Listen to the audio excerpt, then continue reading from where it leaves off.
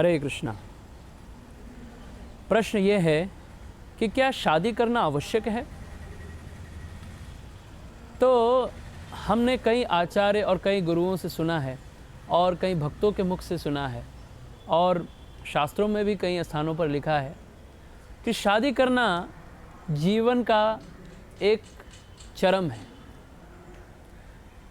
मनुष्य को 4 आश्रम में विभक्त किया गया है। पहले ब्रह्मचर्य आश्रम, गृहस्थ आश्रम, वानप्रस्थ आश्रम, संन्यास आश्रम। तो इनमें से एक आश्रम है गृहस्थ आश्रम। तो गृहस्थ आश्रम को समझने के लिए पहले ब्रह्मचर्य आश्रम को समझना आवश्यक है, वानप्रस्थ आश्रम को समझना आवश्यक है, संन्यास आश्रम को समझना आवश्यक है, तभी हम गृहस्थ आश्रम को समझ सकते हैं।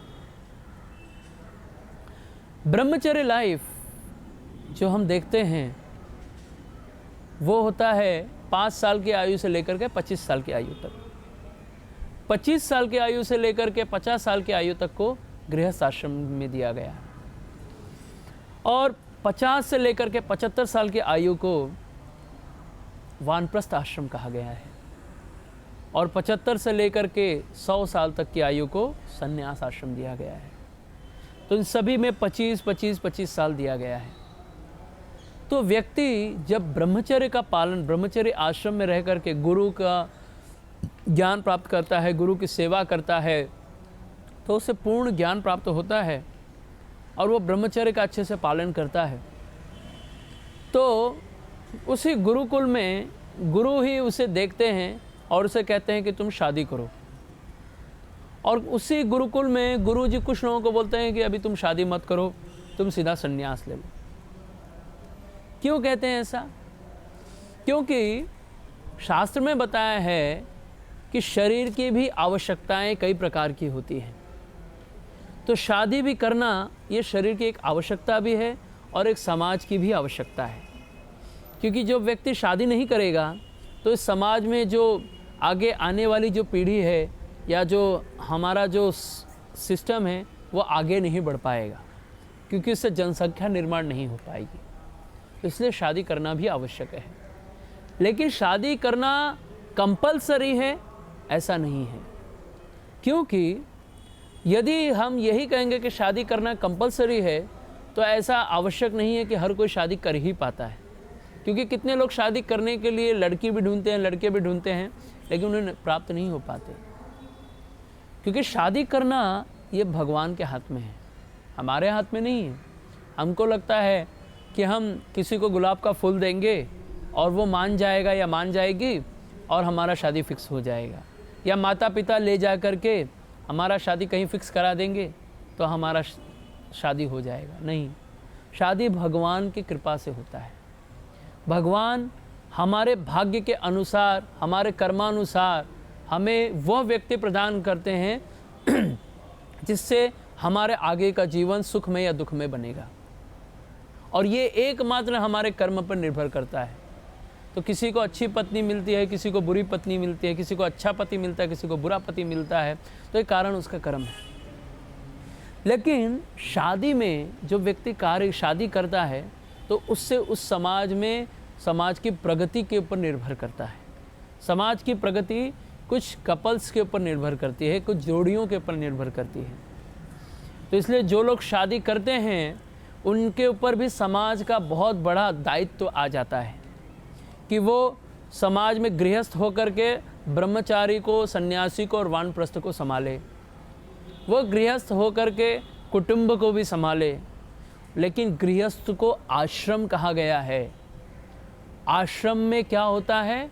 भगवान की भक्ति। ब्रह्मचर्य आश्रम, गृहस्थ आश्रम, वानप्रस्थ आश्रम, संन्यास आश्रम। और आश्रम का अर्थ होता है पहले भगवान की भक्ति करना। तो कुछ लोग कहते हैं हम तो गृहस्थ में हैं जी, गृहस्थी है जी। नहीं, गृहस्थ आश्रम में रहना, सिर्फ बीबी बच्चों को पालना, पैसा कमाना, ये गृहस्थ आश्रम नहीं है। तो इसे तो गृह मेधी कहा गया है। गृहस्थ आश्रम वो आश्रम है जिसमें पहले भगवान की सेवा करनी है और दूसरा कार्य बाद में करना है। क्योंकि धन कमाना भी गृहस्थ आश्रम में बहुत आवश्यक है। लेकिन भगवान की भक्ति करना भी उतनी ही आवश्यक है। तो केवल भगवान की भक्ति को छोड़ करके बीवी बच्चों का पालना, धन कमाना, ये गृहस्थ आश्रम नहीं है। भगवान की भक्ति करते हुए धन कमाना और कुटुंब का पालन करना, ये गृहस्थ आश्रम है। लेकिन इसके लिए कोई बंधन नहीं है कि आपको बंधना ही पड़े। आपके पास समय है, आप 25 साल तक सोच सकते हो कि आप क्या ब्रह्मचर्य पालन करके अपना जीवन निकाल सकते हो। यदि संभव है तो कुछ लोग ब्रह्मचर्य के बाद में तुरंत संन्यास आश्रम में चले जाते हैं, और उसके लिए ऐसा कोई नियम नहीं है। शास्त्र में लिखा है कि जो व्यक्ति 25 साल ब्रह्मचर्य का पालन करता है, यदि वह मन से पूर्णतः वैराग्य है तो तुरंत संन्यास आश्रम में प्रवेश कर सकता है। लेकिन यदि उसके मन में थोड़ा भी ये मेरा है, वो मेरा है, ऐसा लग गया, तो उस व्यक्ति को गृहस्थ आश्रम में चले जाना चाहिए। क्योंकि गृहस्थ आश्रम में हमको इकट्ठा करने की आदत होती है, और संन्यास आश्रम में हमें देने की भावना हो जाती है। तो जब आपके मन में केवल देने की भावना है, तब आप सन्यासी हो, और जब आपके मन में संग्रह करने की भावना है, तो आप गृहस्थ हो। भले वो व्यक्ति ब्रह्मचर्य आश्रम में ही क्यों ना हो, यदि वो संग्रह कर रहा है तो ब्रह्मचर्य नहीं है, वो गृहस्थ है। लेकिन यदि वो व्यक्ति गृहस्थ आश्रम में होकर के भी देना जानता है, तो ब्रह्मचारी नहीं, वो सन्यासी है। गृहस्थ नहीं है, वो सन्यासी है। तो हमें शादी करना है या नहीं है, ये निर्भर हमें अपने ऊपर लेना पड़ता है। ये हमारे ऊपर निर्भर करता है कि क्या हम रह पाएंगे। और शादी भी समय अनुकूल करना चाहिए। यदि 25 साल की आयु तक यदि आपने शादी कर ली, तब तो सही है। लेकिन यदि आपने 30 साल और 25 साल 45 साल निकाल दिया शादी करने के डिसीज़न लेने में, और फिर आप शादी करते हैं, तो आपने सबसे बड़ा गलत कार्य किया है। क्यों? क्योंकि जब आप 25 साल की आयु में शादी करते हैं और यदि आपने उससे पुत्र उत्पन्न किया है, तो आपके 50 साल की आयु आने तक वो व्यक्ति, वो आपका जो पुत्र है, वो बड़ा हो जाएगा, काबिल हो जाएगा, और आप उसके ऊपर अपना सारा कार्य सौंप करके आप भगवान की भक्ति करने के लिए आगे बढ़ सकते हो। लेकिन यदि आप 30 साल 35 साल की आयु में शादी करोगे, तो आपको समय लग जाएगा आपको पुत्र को बड़ा होने में 75 साल। तब तो तक हमारा जीवन तो बचेगा ही नहीं। तो हम क्या भगवान की भक्ति करेंगे? कैसे गृहस्थ को आश्रम कहेंगे? इसके लिए शादी करने का एक समय होता है। उसी समय लड़की का भी एक समय होता है और लड़के का भी एक समय होता है। उसी समय में उन्हें शादी करने का भी वो आनंद प्राप्त होता है। वरना बुढ़ापे में शादी करने का क्या अर्थ है? कुछ लोग 40 साल की आयु में पति को छोड़ के दूसरे पति से शादी करने का प्रयत्न करते हैं। तो इससे समाज और पतन के रास्ते पर बढ़ रहा है। तो इसके लिए हमारे पास जो भी हमको भगवान ने जैसा भी दिया है, या हमारे साथ जो भी हमें साथी प्राप्त हुआ है, हमें उसके साथ अच्छे से उसे भी भगवान का भक्त मान के सेवा करना चाहिए। ये ज़रूरी नहीं कि वो भक्त है तो ही हमें उसकी सेवा करनी चाहिए। स्त्री का धर्म यह है कि वो पति को भगवान मान के उसकी सेवा करे, और पति का कर्तव्य है कि वह भगवान की सेवा करे, और उसके अंडर में जो लोग हैं या उसके संरक्षण में जो है, जैसे उसकी पत्नी है, उसके पुत्र हैं, उसे भगवान का पुत्र या भगवान का दास मान के उनका अच्छे से पालन पोषण करना चाहिए। तो ये पति और पत्नी दोनों का कर्तव्य है। तो दोनों को अच्छे से कार्य करना चाहिए, एक दूसरे के साथ संबंध बना करके अच्छा जीवन जीना चाहिए, तभी गृहस्थ आश्रम अच्छा चलता है। लेकिन ये आवश्यक नहीं है कि व्यक्ति यदि 25 साल का हो गया तो उसे तुरंत शादी कर लेना ही चाहिए। नहीं, यदि उसके मन में ऐसी भावना है कि वह बिना शादी किए भी जीवन जी सकता है, तो ये बहुत अच्छा उपाय है। क्योंकि जीवन का लक्ष्य तो अंत में भी संन्यास लेना है, तो क्यों ना 25 साल के बाद ही संन्यास ले लिया जाए।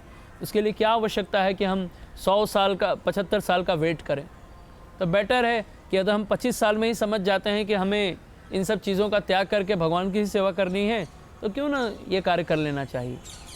कोई कार्य सस्ते में निपट जाए तो ज़्यादा अच्छा है, वरना उसी चीज़ के लिए ज़्यादा मेहनत, ज़्यादा पैसा खर्चा करना पड़े तो कौन सी बुद्धिमानी है।